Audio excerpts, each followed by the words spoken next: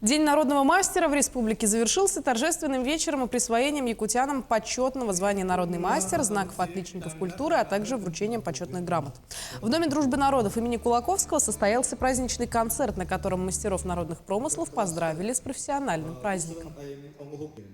Я приехала из города Томот, Алданского района.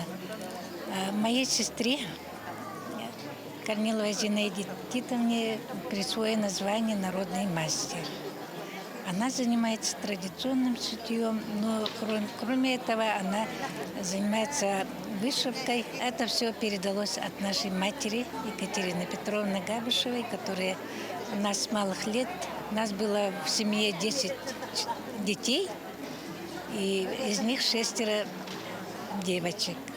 Они все сейчас по материнской линии стали все умельцами и мастерами